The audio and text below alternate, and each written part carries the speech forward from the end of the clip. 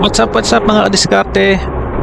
Papunta kami ngayon ni Mrs. sa Baclaran. Sasamahan ko siya para bumili ng tsinelas na gagamitin niya. Nasira na kasi yung isang tsinelas na ginagamit niya, kaya nag-usap kami kanina, pupunta kami ng Baclaran at doon kami bibili ng tsinelas. Dito kami ngayon sa Naga Road sa Las Piñas. Medyo ma-traffic lang ngayon, being build up ng mga sasakyan. Yan, approaching na tayo ng Frutos Santos. So, kakanan lang tayo dyan sa may kanto para diretso tayo ng C5 extension.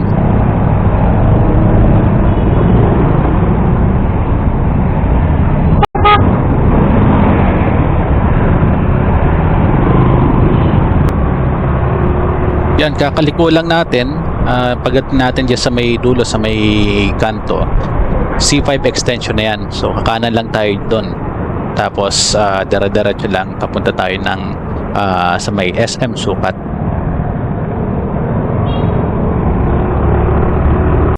So ayan mga kadiskarte, nakaliko na tayo dito sa C5 extension.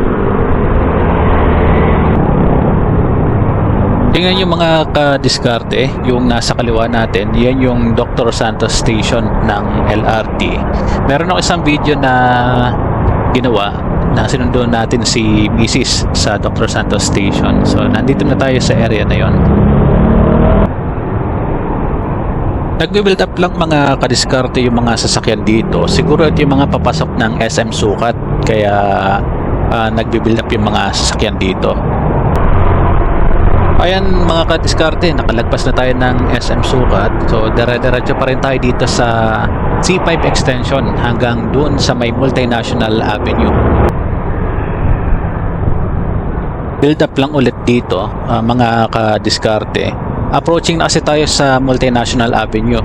May intersection kasi yan at maraming sasakyan ang dumadaan dito palagi, lalo ni mga truck. Kaya nag-build up lang yung mga sasakyan dito sa area na to.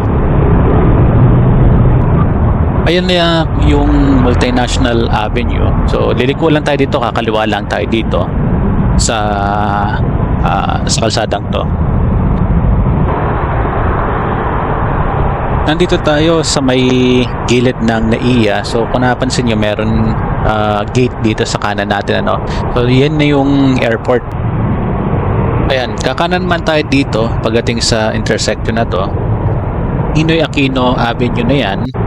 Tapos dire-diretso lang tayo hanggang sa may papuntang Terminal 1 or Terminal 2 pala yun. Ayan mga kadiskarte, kung makikita nyo, pagka kumanan tayo dyan papuntang Terminal 1 naman yan. Tapos pagka dumiretso pa tayo doon, Terminal 2 naman yung kasunod na kanto, yung paliko ng kakanan. Ayan, sakto-sakto yung dating natin dito sa may stoplight. Naka-green siya, so diretso lang tayo. Yung sinasabi ko kanina dito mga kadiskarte, pag kumanan tayo doon, yan yung papuntang Terminal 2. Ayan, yung eto mga sasakyan na to, siguro mga pupunta to ng or aakyat to ng NAIA Express. Kaya nandito sila sa kanan. Kung aakyat kayo or mag-skyway kayo, dito yung entrance. Diretso lang kayo dyan sa kanan, paakyat yan. Tapos dire-diretso na yan papuntang skyway. Pagdating naman dito sa may stoplight, kakanan tayo sa domestic road.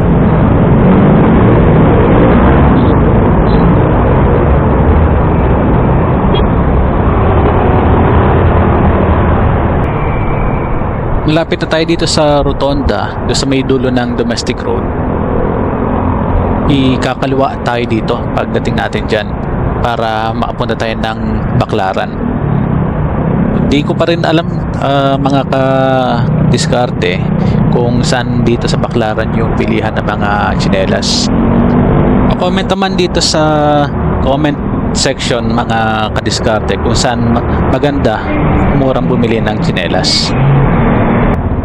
Ang kadalasang pinupunta namin dito sa Baclaran mga kadiskarte ay yung mga nagtitinda ng plain shirt or polo shirts.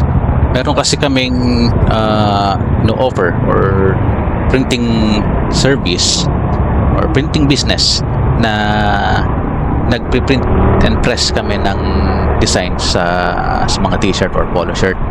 So, isa sa mga produkto rin na ino-offer namin sa Lazada and sa TikTok shop namin ay yung bagong Pilipinas na polo shirt, yung may tatak ng bagong Pilipinas na polo shirt. So ang ginagawa namin, pupunta kami dito sa Baclaran, tapos dito kami bumibili ng polo shirt and t-shirts na ginagamit namin para tatakan and i-press yung bagong Pilipinas na design dun sa polo shirt.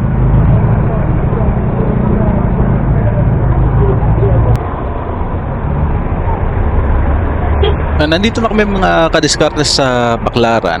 So, napansin nyo medyo masigna at marami ng mga tao dito sa lugar na to. Hindi ko lang alam kung saan parte dito ng Baclaran may mga nagtitinda ng tsinelas, ano. So sa ngayon, kung makikita ninyo dito sa kanan natin, may mga nagtitinda ng mga prutas, gulay na. So siguro ito yung mga wet market. Ito yung wet market nitong Baclaran. So, try natin pumunta dito sa may part ng LRT, Baclaran LRT station. Sana meron tayong makita. So dito may mga nagtitinda ng mga cellphone casing, mga damit na hanap lang tayo mga nagtitinda ng tinelas. So ayun, salamat mga kadiskarte sa pagsama sa amin dalawa ni Mrs. pagpunta dito sa Baclaran. Maghanap muna kami ng mga nagtitinda ng tinelas. Sana may makita at may akusan si Mrs. dito. And kung gusto nyo yung mga ganitong klaseng video, pa-comment below.